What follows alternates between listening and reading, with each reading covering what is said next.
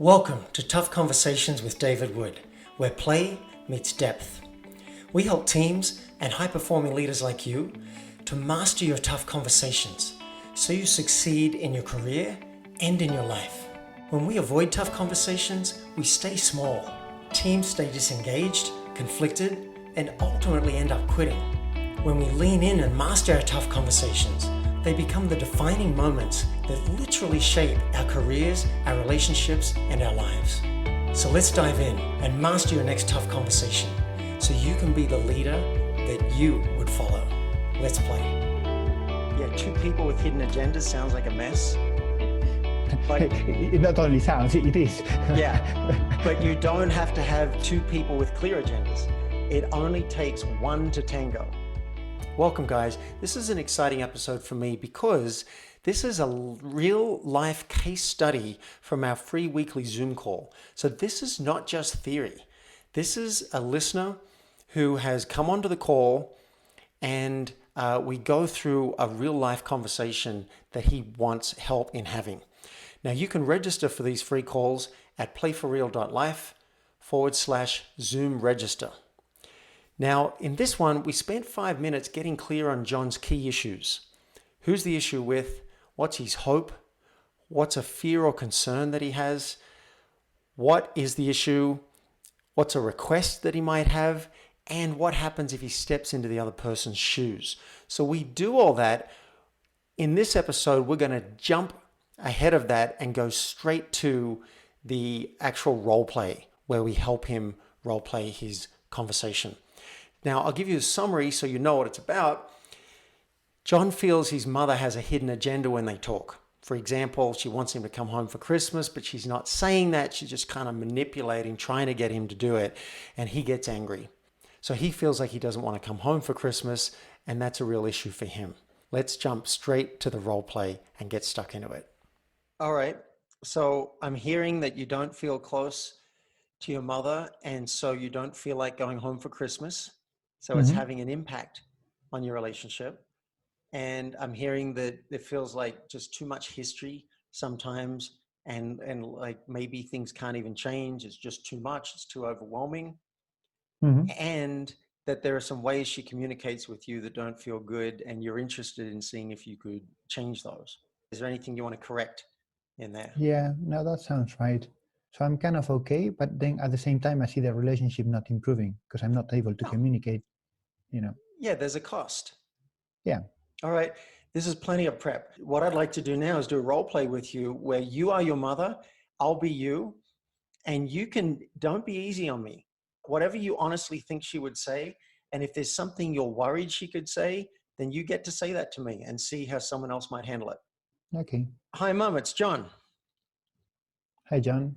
Hey, I wanted to talk to you about something that's a little edgy for me, but I want to bring it up because I feel like it might have us feel closer, might have me feel closer to you.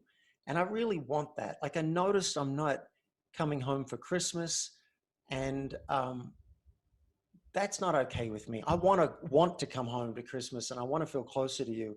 So can we talk for about probably take at least 10 minutes, and I'd like to share what's going on and see if I can resolve this for myself. Would that be okay? Yes. Thank you. I know that sounds a bit weird, but I'm kind of fumbling my way through it. My concern about bringing it up is that I may not be clear, right? This is new for me, and I may fumble. I may get the words wrong. And I'm also worried that things won't change. What if I speak up and nothing changes, and that feels draining and I just give up? I am a bit worried about that, but this is so important to me. You are so important to me that I think it's worth rolling the dice and having this conversation again, in the hope that I can feel closer to you, and maybe you'll feel closer to me. So I can start. I can tell you what I got. Yes, John. Go ahead. All right. Thank you. I appreciate that. Again, this is new for me. So I appreciate you being willing to listen to me fumbling around trying to get this right. The issue for me is sometimes when we speak, I feel like you have a hidden agenda. It's like there's something you're trying to make happen, but you haven't told me outright. You haven't said it cleanly and explicitly. And so it feels awkward for me, and I start to get angry.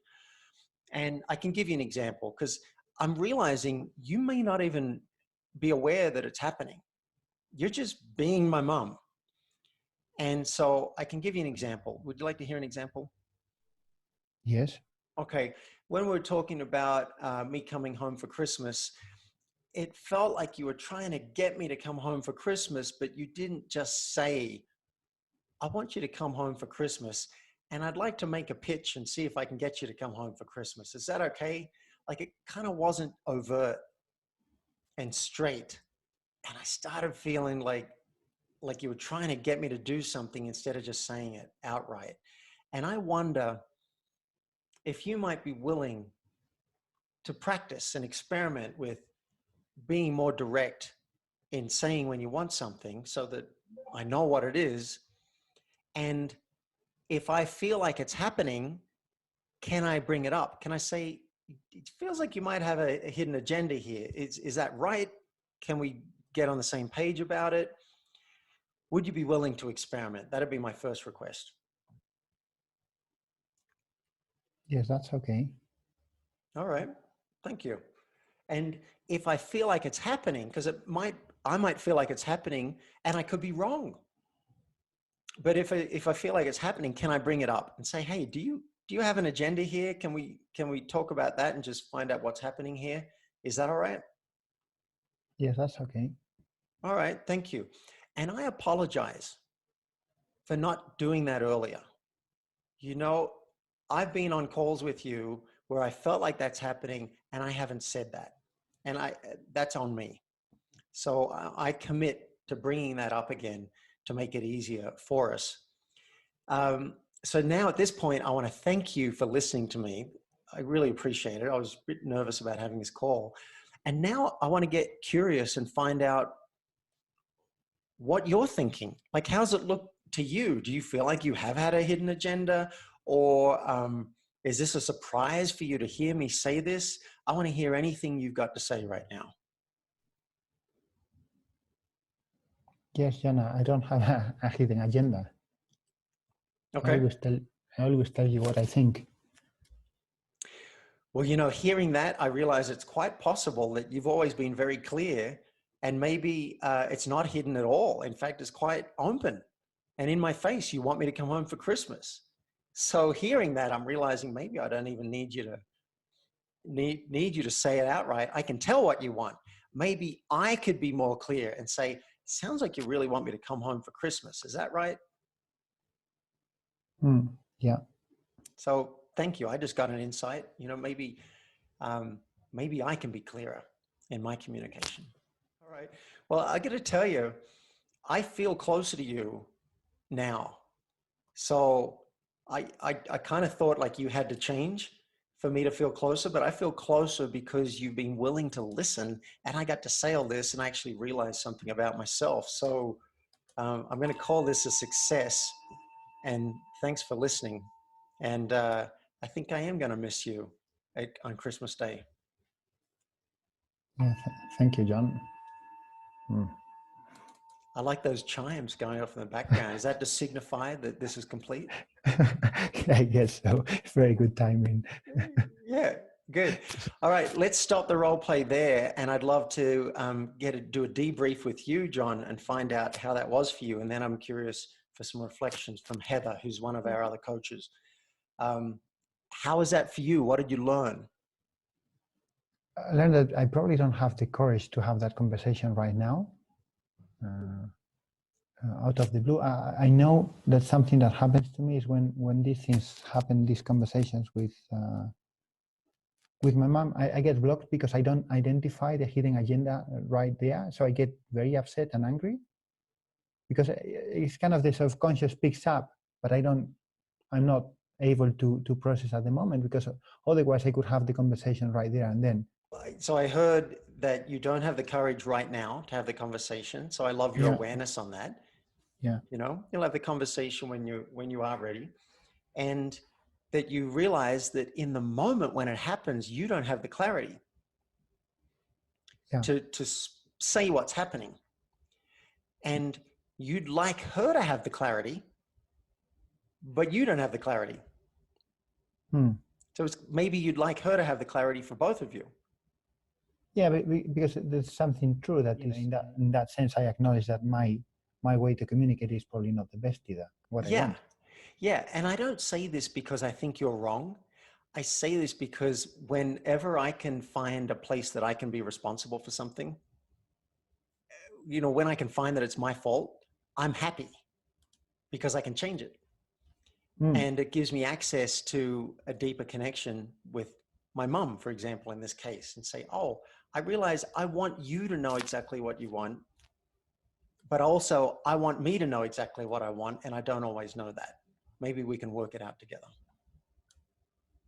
Yeah, and that makes total sense because it's both sides' responsibility, and yeah. Well, that's a step up to say it's both sides' responsibility. A higher step, when I can get there, is to say it's all my responsibility. Not because that's right or morally better, just because it works better. If I can say it's my responsibility to work out what the agenda is on the call, then I can take that on. I don't need my mother to be clear. I can say, it feels like you want me to come home for Christmas. Is that what's driving this, or is it something else? And if she said, well, yeah, of course I do. Okay, now it's out in the open. It's stated. Yeah, that's correct. Yeah. Let's go to Heather. I feel like a news announcer right now. We're going to go to Heather in the field. And Heather, any insights, reflections, or suggestions for how we could have even upgraded it? Coming to you live from Houston, Texas. Something I do as a rule of thumb for me in life is when in doubt, slow down. So I can imagine being on a call and something feels a little off when you're speaking with your mother. It's wait, I'm feeling kind of tense, or this feels strange. If she's starting to make comments that sound like there's something she's wanting, maybe the first sign is you feeling some tension or stress. And then you can even name just a second, let me, something feels a little off, or let me check on something. And that might give you a little, a moment to be what feels weird here?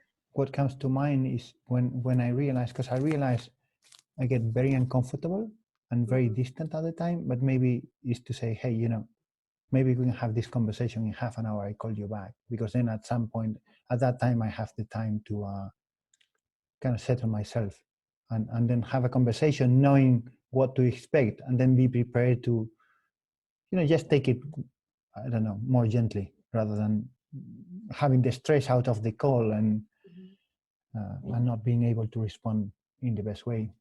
So yeah, thanks for the comment. Yeah. You don't have to try and work it all out in real time. Hey, can I call you back in half an hour? Take time to think about it and then come back once you realize. Or you might say, I want to get my thoughts together. They're all jumbled. I want to take some time. I love that. Or my favorite is I might share, you know what? I was angry with you because I wanted you to be clear about your agendas. I felt like you had hidden agendas. I've now realized I can just speak up. I can take time to go and think about what's bugging me, come back onto the phone and just check with you. Hey, is this what you want right now? I don't need you to change a thing. Those are the best calls, because you don't need anything from the other person, but you're telling on yourself as a way to demonstrate your commitment to changing something going forward. So you got some fun options. Yeah, two people with hidden agendas sounds like a mess.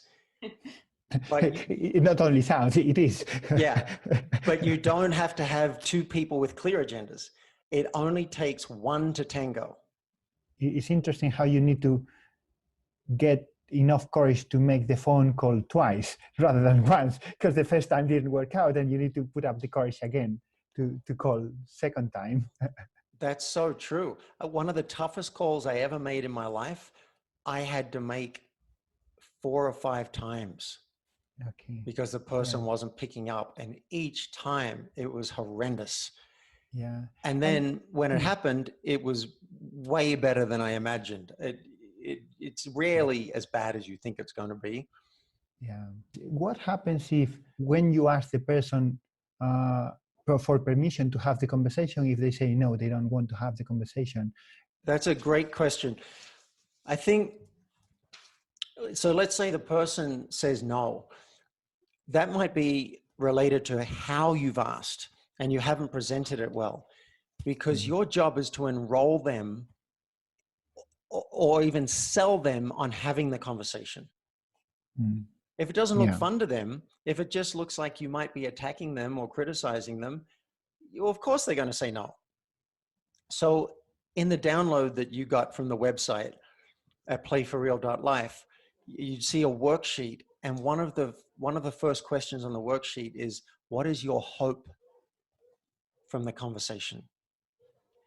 And if your hope for the conversation includes the other person, something that's good for them, they'll probably say yes. The other thing, I know what it's like to try and call someone and you've got this thing and you've worked up your courage and the person doesn't answer, or you get voicemail. Or I had someone a couple of days ago, she said, I want to hear anything you've got to say on this, but not until tomorrow. I'm like, why do I got to sit with this for a whole day?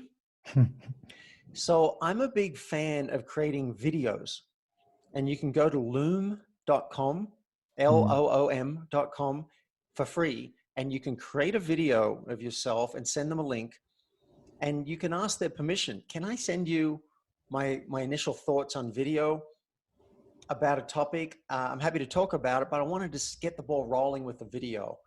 And you might share your hope with that. You might tell them the topic, or you might not, but I love getting it down into a video. And if I don't like the video, I delete it, I do it again. Mm-hmm. And sometimes that's all you need. People send back their own video, or they send back comments. Maybe we get on the phone. But I'm a big fan of doing that first run, particularly if you don't think you're going to get it. You're going to fumble with your words and you're worried you're not going to bring up all the right points, or if you're worried they might get defensive. It might be a nice way to start it off so they can have time to think, and then you go to round two. Okay, I hope you enjoyed that role play with John on getting closer with his mother and also learning a lot about himself. Again, you can register for the free weekly Zoom call on role-playing tough conversations at playforreal.life/Zoom register. And we may showcase your tough conversation on a future podcast. And you can stay completely anonymous. You can turn the video off and use a fake name just as John did. And we'd love to see you on the call. You've been listening to Tough Conversations with David Wood. Now it's action time. Mastering your tough conversations will have a major impact on your team, your company, and you as a high-performing executive or entrepreneur. If you're ready, request a discovery session with me at playforreal.life so we can transform your team, your company, and you. And if you've enjoyed this episode, I would love you to help me spread this message of tough conversations in a very simple way. Just leave a public review at playforreal.life/podcast. And you may hear me read it out loud and thank you live on a future podcast. Now, let's play.